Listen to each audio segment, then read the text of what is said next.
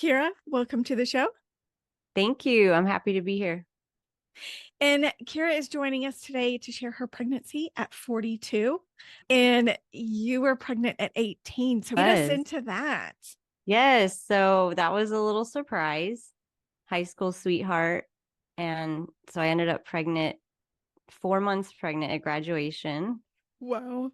But I didn't show till probably 7 months, which is so wild. But that was a blessing in disguise. All the support that I did have with my family and my church. And that's really what carried me through. And so fast forward, I got married and then had 4 more boys. So there was that gap, like an 8-year gap in Sure. between the first one and the second one. Then you divorced, right? The second and third, they were 18 months apart. That was a little crazy. It's fun now because they're so close in age. Mm-hmm. And then 2 more that were 2 years apart. Then we ended up divorcing about the same time I moved here to Texas. So did you see yourself having more kids and getting married again? No. I mean, honestly, my main focus was just my kids and doing all the things like finding us a house. I was not at all like looking for a relationship one bit. There was a guy I knew from town because it's a small town, and we had ended up kind of blindly leading worship together one time. And so we were both asked to help at a church that neither of us attended. And so we ended up singing together and connected that way. I didn't see him again until the next fall of that year. And he's like, "Oh, you should come sing with me with this thing at this church." We just developed a strong friendship. And before I knew it, this guy is my best friend. I had just divorced that year. So it was the last thing on my radar. Then one day things just switched for us. I remember the week that it changed. I just remember he kissed me and fireworks went off and I felt like a kid. The next day, he told me, "By the way, I can't have children. I had cancer a few years back and was told that I wouldn't be able to have children." Wow. How did you feel about that? He could have told me I stubbed my toe because it didn't matter. That was not something I even cared about. I had plenty kids. Just a month after that, we knew we were going to get married. I knew he was my person. It really made me look back at the times I had judged others in how soon they got into a relationship After a divorce. I can't ever have an opinion because everyone's story is different. So he told me that and I thought, okay, whatever, like makes zero difference to me. And then we didn't date even a year before we got married. But while we were dating, though, I felt in my spirit that we would have kids. And I thought maybe we're supposed to adopt because I was adopted. And so I've always loved adoption. And when we got married, I actually started looking into adoption. Wow. How old were you when you got married? I was 41 when we got married. I did some training on adoption things. And you were set on this, on adopting. I just wanted to explore it. I had never looked into it. And I thought it's not going to hurt to just find out the whole process. I know it was God just telling me that we were going to have at least a child together. I came up and I said, "Would you want to look into medical interventions that could possibly increase your fertility?" And he said, "No, if it's meant to be, it'll be." And shut that idea down quick. And I'm like, okay. So the first couple months we were married, I will tell you, it was always in the back of my head. Mm-hmm. Like every time we were intimate, it was in the back of my head. Wow. You know, like, okay, maybe this is the time. Maybe I will get pregnant. Then after a few months of not, I just stopped thinking about it. And then we got married in August. And then after Christmas, I went on a girls' trip with my mom and a girlfriend to the Fort Worth Botanical Gardens. Mhm. And I remember going to the bathroom and I thought I was starting my period. I had some spotting. Mhm. And I was like, really? Now? Like I'm out of town. It ended up not being anything. And so Like it that night, stopped. yeah, it was just a tiny bit. And I got home that night and I was like, that's weird. The only other time I've had that happen is when I was pregnant. Oh my gosh. When was my last period? And it was 2 weeks late. I have to go get a test. So I Did you did. tell him? I didn't tell him yet. Okay. I went and got a test the next day. I can't wait for him to get home to tell him. And he brings his nieces and nephew home. Oh And I was like, I no. can't do it. I wanted it to be alone. So I was waiting and waiting. And then finally, we have some alone time. We were just sitting on the couch. And I said, I got you something at Walmart today. I know there's no way he would guess it, but I just wanted to kind of play with him. And then I said, well, it was a pregnancy test. And the look on his face was pure confusion. He's like, what? And I said, yeah. And then all of a sudden it hit him. He's like, did you do it? And I said, yeah, positive. He went through of all the emotions. He was in complete shock. He said, oh my gosh, like 100 times. He laughed. He didn't believe me. I had to go show him. And he said, oh, this is just a COVID test. Said, no, I promise it's not a positive COVID test. It finally sunk in. And he cried tears of joy. We stayed up all night talking about it. He really had settled in his heart that he would never have a biological child. He doesn't have any kids. And after 5 kids, have you had any losses or any miscarriages? I had one that I know of. Prior to that, I could say there were probably maybe another one with a late period, but the kind where you never know. Yeah. I do count myself blessed that I haven't experienced that. That's wonderful. So, how were things after that? This thing happens pretty much every time I've been pregnant because I have all boys. Everybody wants it to be a girl, right? And I don't care. I really don't. I'm so used to boys, like that's easy. But of course, part of me is like, oh, it'd be cool. But ultimately, I don't care.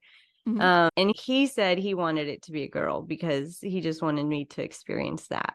But I will say that when we found out, like we did find out through we used the sneak peek test, which that's a whole story because I don't know if you've ever seen it, how it's done, the home kit. Literally, like it arrives with like all these warning stickers all over it, like to keep male DNA away from it.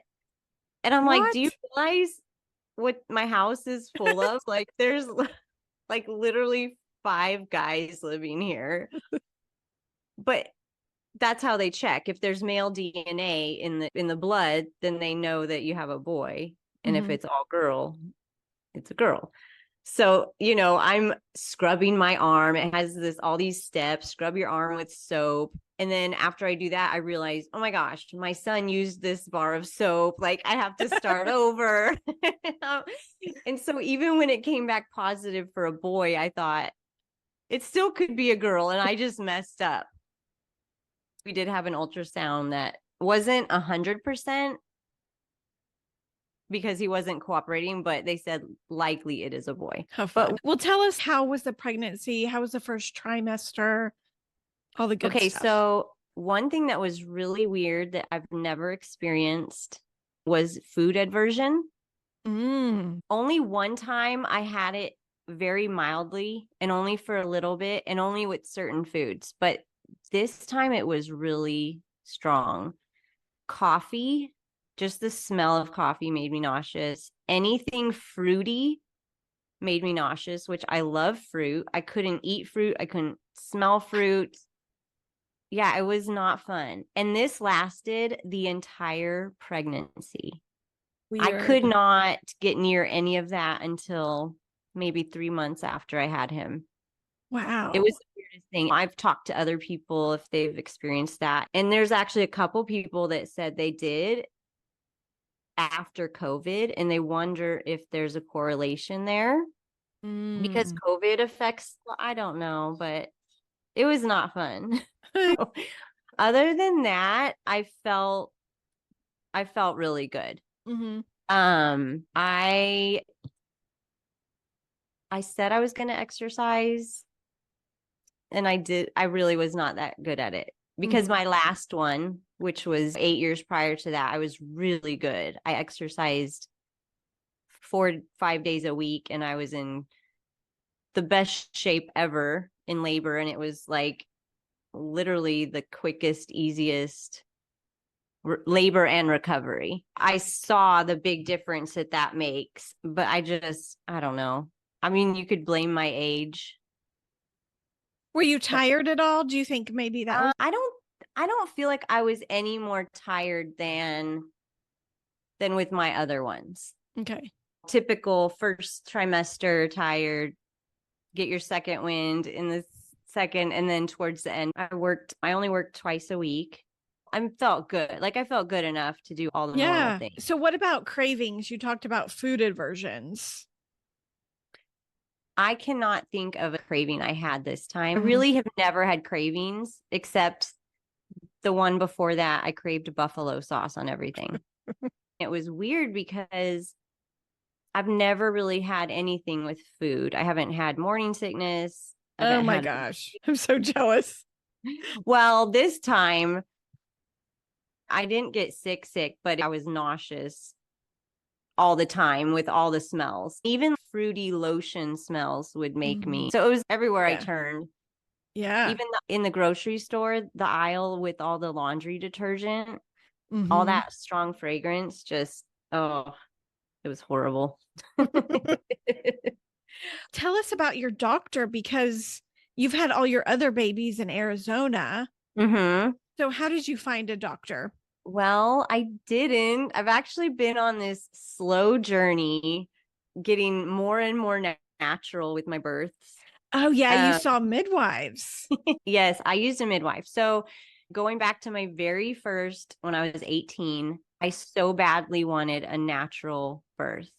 I went to Lamaze class, learned all the breathing, but what they don't teach you is what not to do when it comes to medical intervention, all the other things.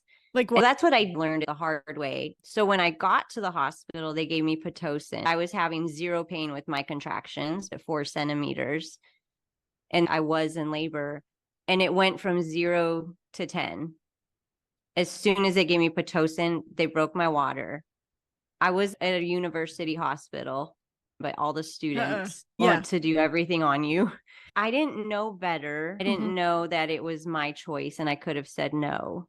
I had to have an epidural. I was just desperate at that point to stop throwing up. It took forever. And so 8 years later, when I'm ready again, I was like, no, you cannot do anything to me. I probably let him do an IV, but I was adamant against getting an epidural. I ended up kind of getting stuck around 8 centimeters, and I started throwing up again. Oh, I knew the anesthesiologist, and I told her, okay, you can give me an epidural at like the lightest level possible just to knock the edge off. And so she did. And I was able to nap a little bit. And within the hour, I was ready to push. And I wow. could still feel everything. I didn't have her keep it on a drip. It was kind of like a one time, and then it wore off. So by the time I pushed, it was pretty much gone. Then the next three were in hospitals, but I had no epidural. The last one in Arizona, I used a midwife for my prenatal care, which was amazing because she Hmm. came to my house And, I had all the other kids and it was just so nice Yeah. to be Comfortable. at home. Yes. And then I really wanted to have a home birth, but my ex-husband was not on board. I had a midwife for my prenatal care, and then she just gave me a folder with all my medical records to take to the hospital. I had learned you don't even get your doctor most of the time. I think only one time I had my actual doctor. Mm-hmm. So I just took whoever was on call. And I ended up having that one in the wheelchair before I even got to the bed. That was the one that was really easy and quick. Whoa. Fast forward to this pregnancy, I'm like, oh my gosh, this is my chance. I get to have a midwife and a home birth. So I found a midwife who is in Easter. It's kind of near Weatherford. Yep. So that was the closest. So that's 45 minutes away. And so I was a little nervous with the last one coming so quick. He came in exactly an hour from my first contraction. I could have had contractions prior to that, but I was asleep. It ended up being totally fine. And so that was a really great, it was just cool. It's a different type of care from a midwife. It's so different. And I just really cherished it. My husband would always go. One time he couldn't go, so my mom went one time. And then when she came to my house, I'd have my kids here and they got to help hold the Doppler to hear the heartbeat. And so it was a really sweet experience all around to have a midwife. And so your husband this time was on board for that. I did not have to convince him. He was on board as soon as I told him that that's what I wanted. We met with her for coffee in Mineral Wells and kind of just got to know her and hear about her history and just loved her off the bat. And so it was an easy yes for both of us. That's awesome. What about products? Is there anything that helped you during pregnancy that you could recommend? I really can't say that I used anything specific for anything. I try to do everything as natural as possible. I use a lot of essential oils. Definitely needed a pill. I love my body pillows. I love the body pillow. Yeah, it's really helpful. Because you're not supposed to sleep on your back. So you can even prop it up just enough to tip you over to one side if you're a back sleeper. When I have girls come into the pregnancy center, I'm like, you need a body pillow. Get yourself a body pillow. How does this pregnancy fall in to all your others? Like, was it easy compared to your other ones or hard? It really felt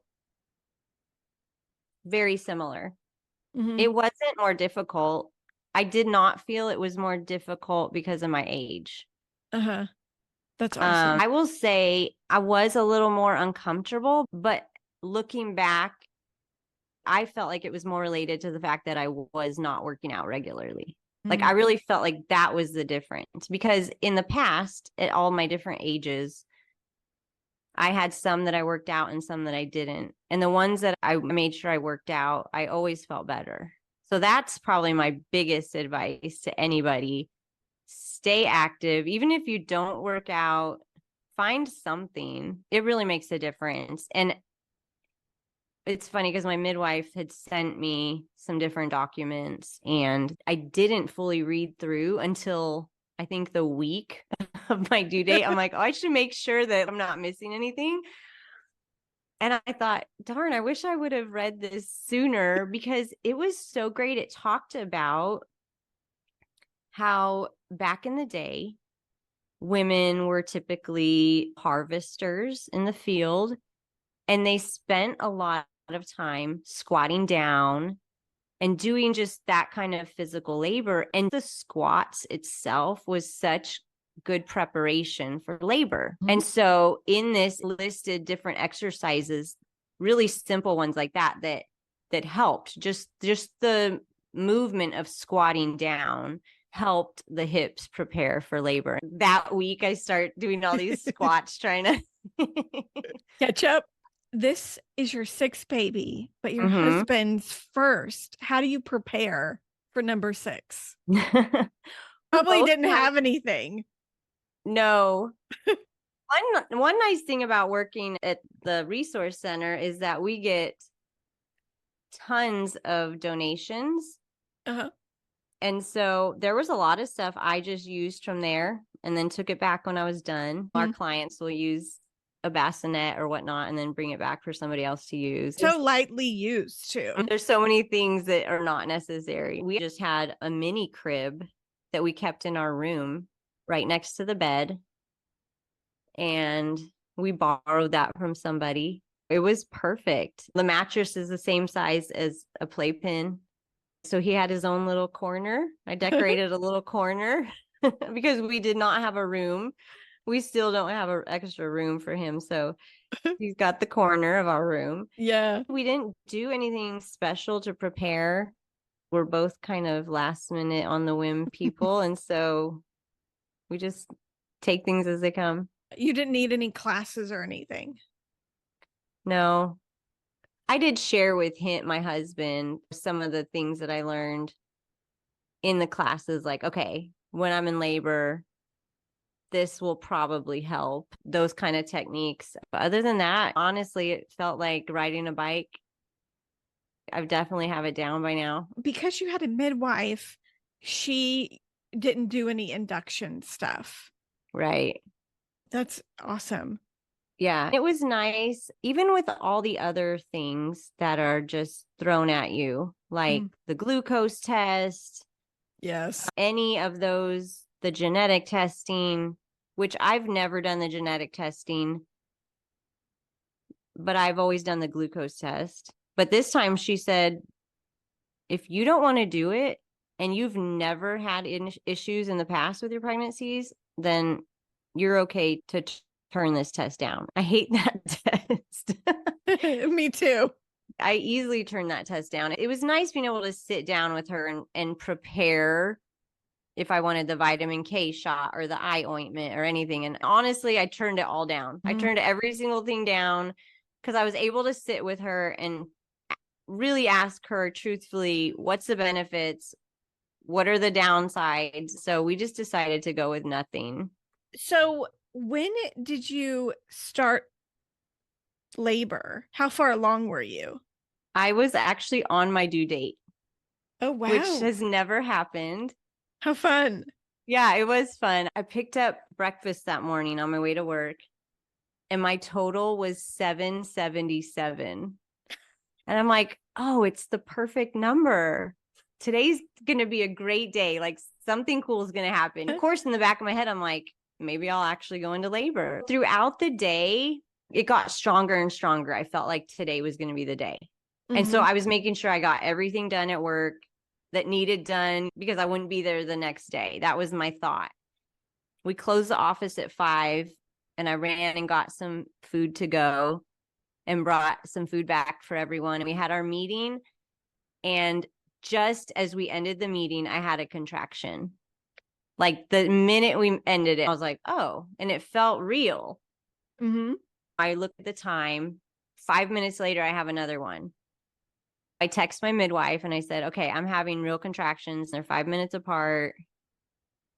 And I'm going to Brahms because in my head, I'm thinking, I'm going to want ice cream at some point tonight. And I go home and I'm texting her and keeping her updated. And I was feeling a little anxious to get her there because I'm just thinking the last time it came so quickly. So I'm assuming she's going to be, I'm on my way. But she said, keep me updated. Just keep me updated at any changes and how often they're coming. Okay. So that's what I was going to ask you. Like, what is your mindset? Because if you have a baby in 45 minutes, I feel like if I were you, I would be kind of panicking, trying to get her and all just ready to have a baby pretty much any minute. Yeah, that was me. I'm thinking this could be super quick. But one thing I thought also, and we had discussed prior with the midwife, is if my husband had to be the one, we would be fine. I mean, it would be fine. I've done this before and it's not a big deal. If there's not medical emergency, it's really easy, right? So we're like, we can do this. We'll be fine. If it happens, it does. And she'd be on her way anyway. Right. And so we were calm about that, but still in the back of my mind, I'm like, I wish she would just head this way. But we get home and all my other boys were with their dad. So it was just us, which was nice that it was just a quiet house. What's funny is my dog was like doing circles around me in the kitchen. Like she knew. Animals are amazing. So she knew something was up. And so I got on my yoga ball. That's always kind of been with all my other labors. That's my comfort place. So I sat on my yoga ball and we played worship music and just relaxed. And it was just the two of us. And it was just so nice. We had the lights off, just like a really dimly lit kind of yellow light. And it was just so peaceful and wonderful. And the dog was just laying in there staring at me. So it was about 8:00, I think, when I had my first contraction, when I was leaving work. I kept updating her and she said, okay, I'm going to head that way. And I had just stayed on my yoga ball that whole time. Then she got there at about 11:00. Oh, that's kind of late. I could tell I was getting close to transition. That's the intense part. She checked me and I was 8 centimeters, about 11:30. And then after that, it pretty much started rolling. And so for me, it feels really good to have my husband pressing on the back, like on my tailbone and kind of massaging that, but pressing hard. And so that's what he had been doing. But after she checked me and it got more intense, I didn't want anyone touching me. I mean, I wanted to hold his hand, but nothing really made a difference with pressure or anything. I had been sitting on my yoga ball, leaning my head on my bed. But then I got on my knees and leaned on the bed once it got intense. I was just down on my knees and she was behind me and my husband was kind of behind me on the other side. And then she just said, when you feel the urge to push, just go ahead. What time was that? It had passed midnight. So probably about 12:30. I didn't push for long. Probably maybe 10 minutes. Were you still on the floor when you were pushing? Yeah. And then she actually had me put one foot up. So like I was on my knee on one side and then my foot on the floor on the other side, which opened my pelvis even more. If you can imagine that position. Like you're kind of pointing with one foot. Right? Yeah.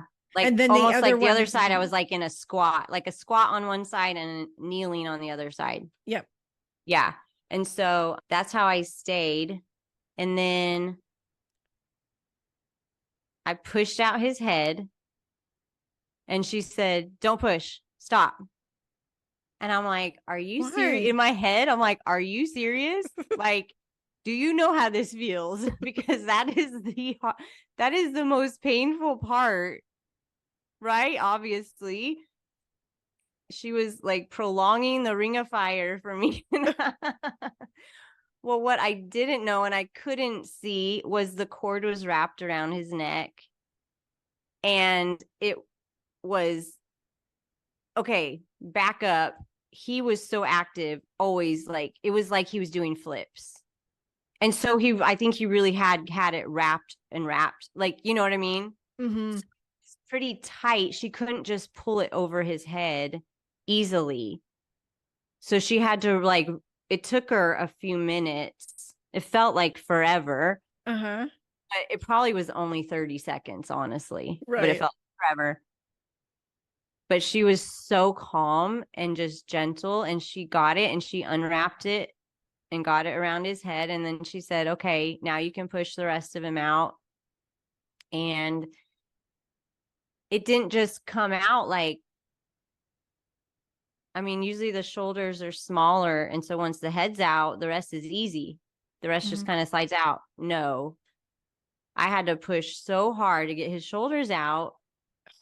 And once she measured him, she said, oh my gosh, no wonder his shoulders were wider than his head.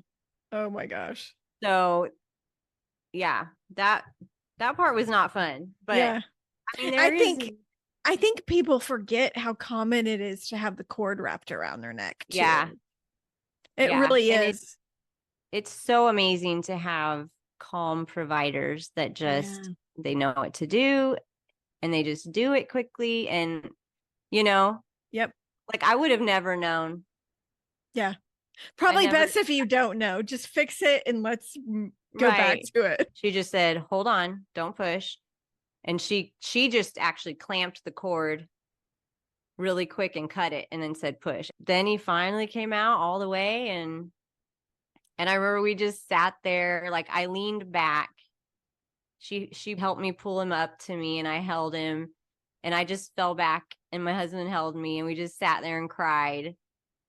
Mm-hmm. And So the yeah, we just midwife caught him mm-hmm. and then she went through your legs and gave him to Yeah, you. like Okay. once I kind of turned around, so then my back was to the bed and my husband was behind me. Uh-huh. Yeah. How sweet. So it was so sweet. It was, the atmosphere was sweet and calm and dark and everything I had wanted in my home birth that I Yeah. imagined. So it was just beautiful. Yeah. So what was important to you after that? Probably just getting, you know, all the things done so I could breastfeed him. So I held him. We just did skin to skin for a while, for a pretty long while. And then, Was it until the placenta came? mm-hmm, Okay. yeah. So I'm trying to remember. I think she had me get up on the bed for that, to birth the placenta, and I held him for a while, and then my husband actually sat in the rocking chair next to the bed and held him skin to skin Mm-hmm. while she checked me out and made sure I was good and all that fun stuff, and got me some food. I did not feel like ice cream at all. she went and heated up some leftover steak for me, and that hit the spot.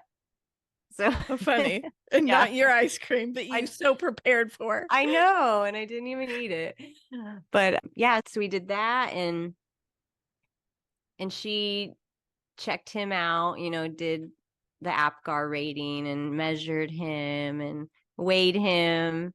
And my husband helps with that. They have like the scale that they just hold up. Yep. So it was just really neat. And then once we did all that, then I nursed him just in bed. Yeah. And my husband, Did you delay the cord cutting? we delayed it probably, I think it was, I feel like it was close to an hour. Oh We wow. just waited. Uh-huh. I So don't it know. definitely turned white then before it was cut. I just told her, I said, I honestly hadn't really researched that. And I just said, do whatever you feel, you know, Mm-hmm. is best for him. And so I hate even telling you a time because I don't specifically know. Yeah, It was all yeah, you lose time then, I'm you sure. do, like, in that, it's all a blur. And I am the worst at writing like memories like that down that, would be neat to remember. Mm-hmm. All I know is we pretty much delayed it as long as you can, and yeah, it just, so we did that, and then we just laid there.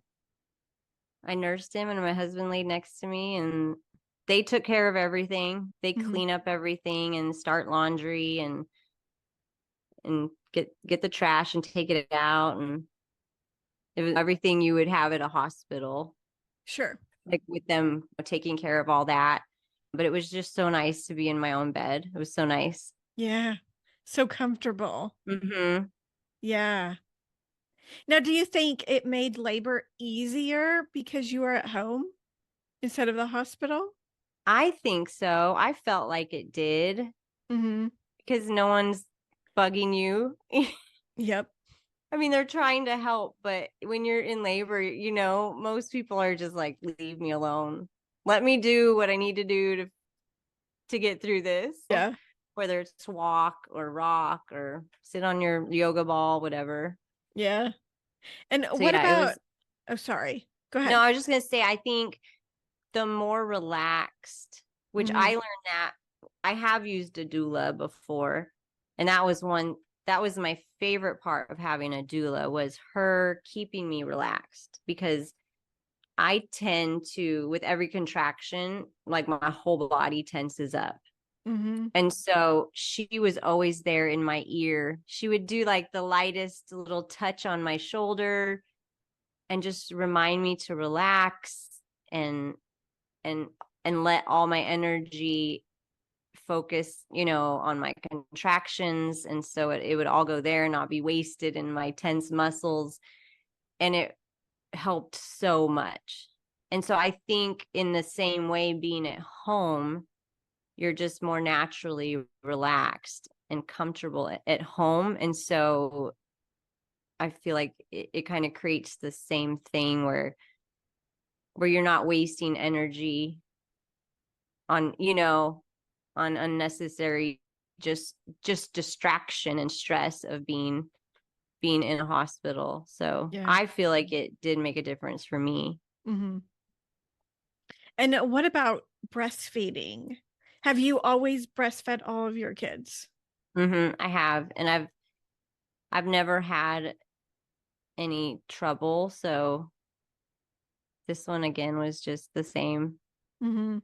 That's which is awesome. nice. I mean, I've needed some help with, like, okay, he might not be latching perfectly, and they'll show me, pop his lip out, or his lip gets tucked, or whatever, little things like that. So it's really nice having someone that knows what to look for with that. Mhm. But yeah, I've always done that as long as I can. Yeah.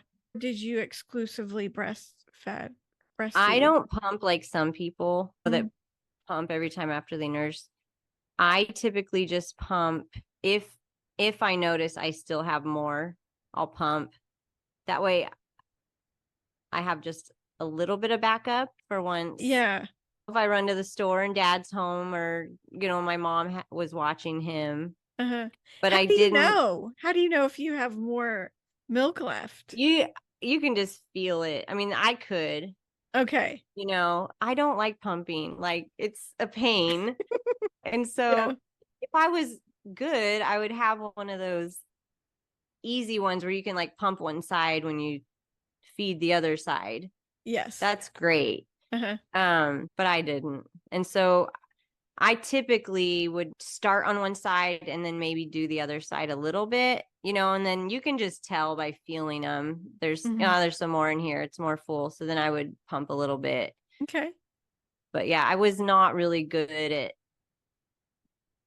pumping on a regular basis to get a good supply up. Yeah. Tell us about how your recovery went. It went really well. I did tear a little bit, but it was pretty superficial. She said it didn't go too deep. And she told me a few essential oils to kind of mix together and apply to that. And I feel like I healed really quickly. Mhm. So did you not have stitches? No, it wasn't enough to Oh. stitch. And I in the past, my very first one at the university hospital, they did stitch me. I don't think I ever had an episiotomy. I Ugh. think that was the only time that I tore, was that first time, and Mm. they stitched me because it was Uh, enough.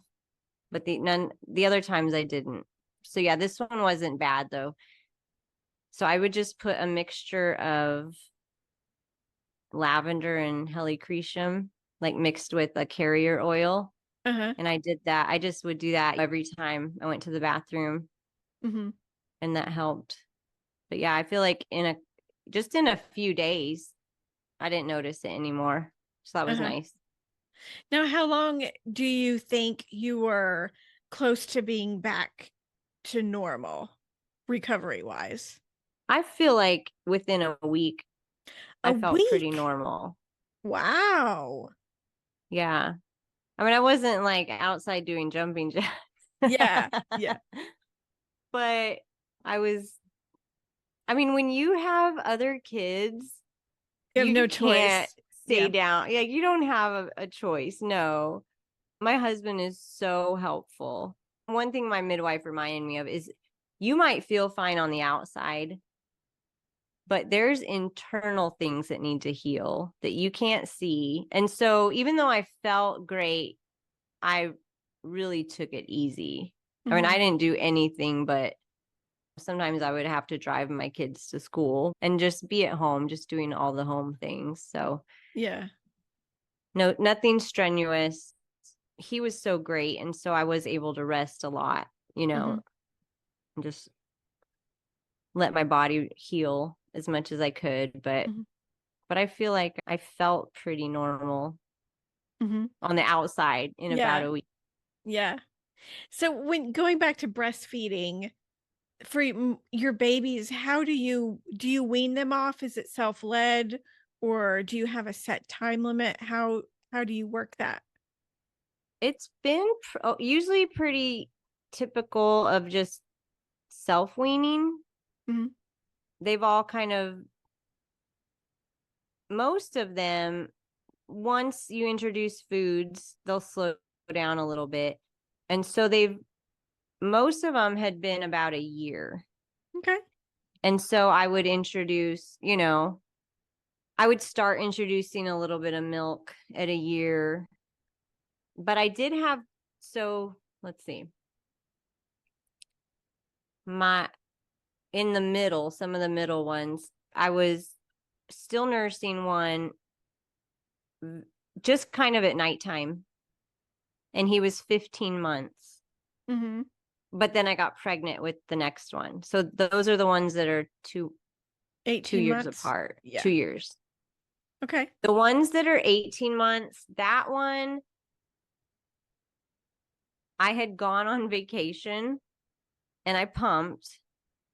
And when I came back, I just didn't produce as much. And so I still nursed him, but Uh-huh. it was more just at night. Mhm. Just it wasn't as regular.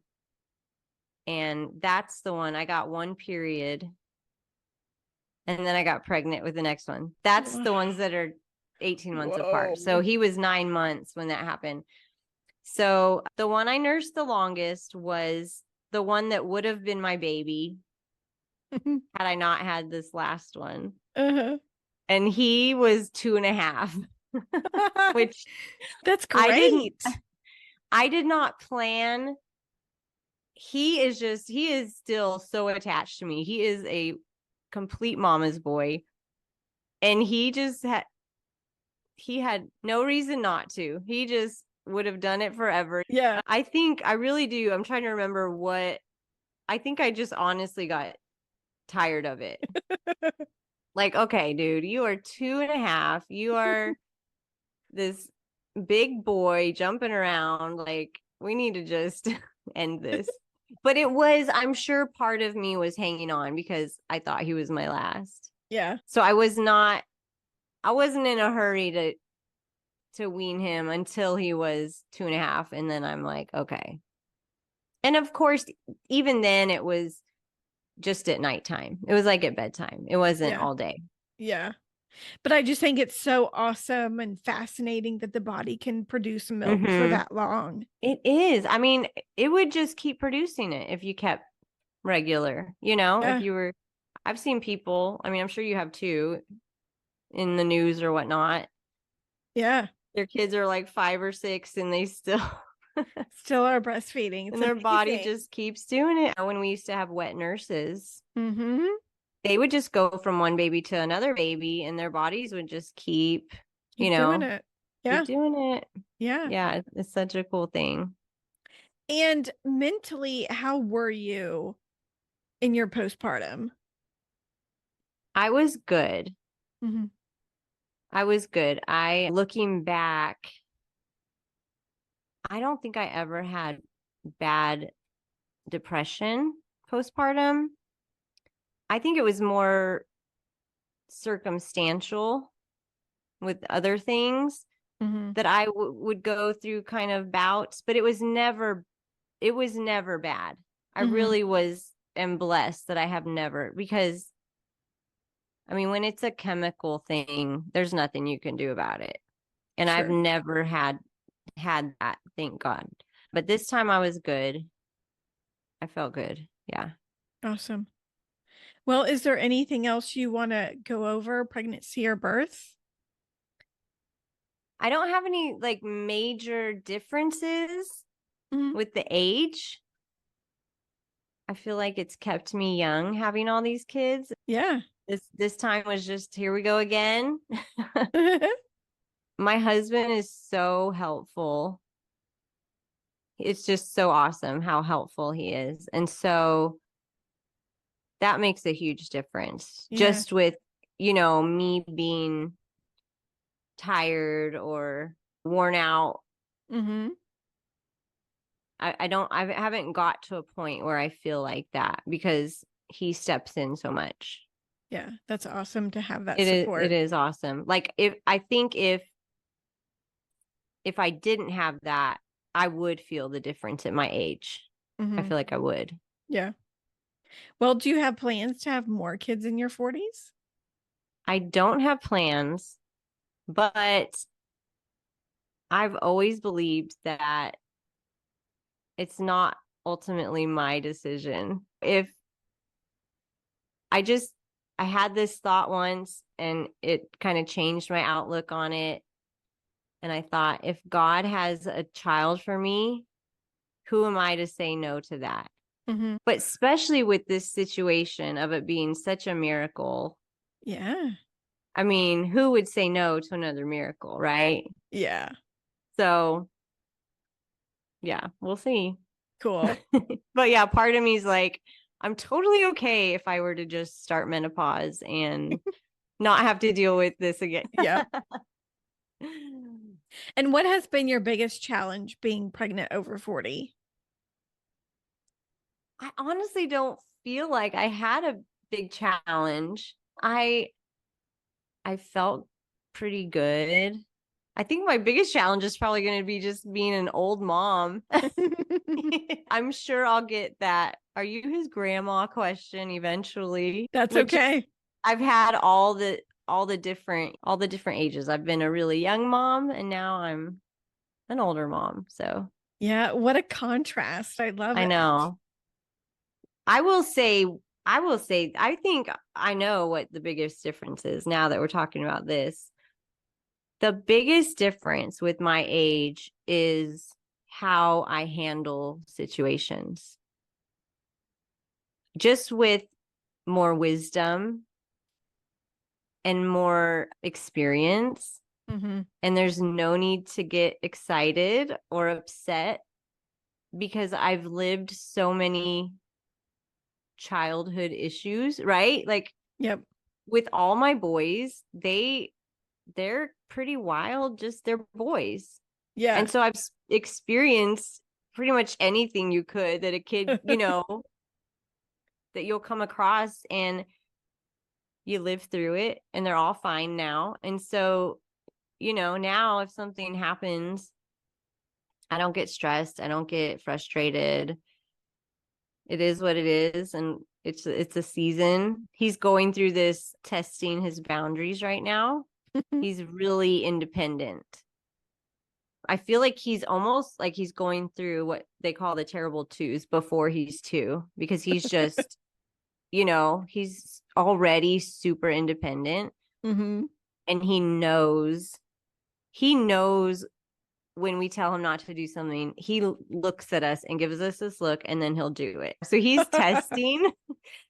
And part of me is glad we're just doing it early and getting it over with, But one thing, it's hard because part of me just wants to laugh. Yes. Like where before I would have got frustrated and upset, and now I have to hide because I don't want him to see me laugh. I have to keep my straight face. But it's just such a joy. And it's so nice to be able to, it's almost like how people are with their grandkids. It's so different, you know, you're more calm. You're not, you don't get freaked out about stuff. You just really enjoy them. And I feel like I'm able to do that with him with my age. Mm-hmm. I can see that. That's the best part, I think. Yeah. Being an experienced mom, I think, plays a huge role in that. And even if you're not, like, even if it's your first and you're just past, I mean, we go through so much growing up in our 20s and 30s. And I feel like by your 40s, you somewhat have a better grasp on things. Not everything. I feel like I'm still so immature in some areas, but overall, you've come a long way. You know, you've gone through 2 decades of an adult.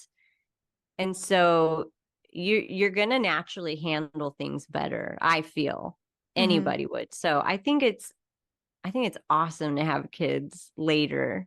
It's been fun to experience all the different seasons of age for me, but yeah, this one's definitely the most chill. I could see that. Chill motherhood season I've had. Even though it's wild in other ways. Sure. Because he's wild and loud and full of energy, and I have all the other boys, and you know, they're growing up and they're loud and wild. So it's not chill in that way. It's, you know, but my emotional regulation is pretty chill. Gotcha. Is there anything you'd recommend that would help prepare someone for pregnancy and birth over 40? I think my biggest thing would be just to trust your body. They want to put this label of geriatric pregnancy if you're, I think, over 35. And I think that's ridiculous. Our bodies are so amazing.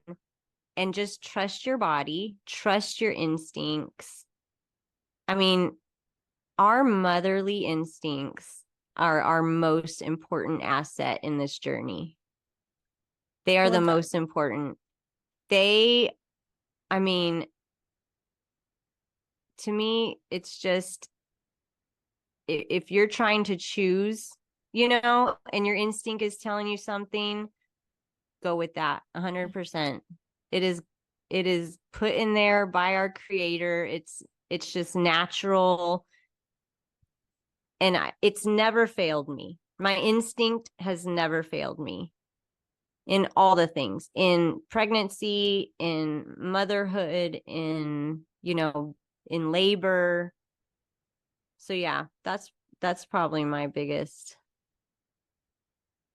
take home is just trust your natural instinct. I love it. Now, what advice would you give yourself when you were pregnant if you could go back? Probably work out more. Work out more, because the longer you don't do it, the harder it is. And I mean, I just feel better when I do. Yeah. And so, yeah, I think that would have helped overall, that I would have felt a little better. Yeah. And I would be better about it now, because I still have to like, come on, you can do this. Get up and do it. Yep. I know how that goes. And where can our listeners find you on the internet? So I am on Instagram. It's Kerra.John, KERRA.JON on Instagram. My husband and I have a podcast, and that's hope_within_podcast. Yeah. Tell us about your podcast. What is it about? We're both involved in a lot of nonprofits and these people that need hope. The Christian faith. Hearing that someone else has overcome what you're enduring right now, it brings hope. Yeah. Even if you're not a believer, to hear someone else say, hey, I've been through that and I made it out and it's okay, it just births new hope inside you. That's just our heart behind this, is to give people hope. 1 Peter 3:15 says, always be ready to share the hope within you. That's kind of been our motto, to bring people on to share the hope that's within them, that somebody else can hear and find hope. We have stories of motherhood. We have stories of overcoming drug addiction. We have stories of people losing loved ones, losing spouses, and then finding love again. And just some really beautiful stories that other people out there are living. There's light on the other side. So that's our heart behind it. Good luck with your podcast. And Kerra, thank you so much for coming on the show and sharing your pregnancy. It was so fun talking with you.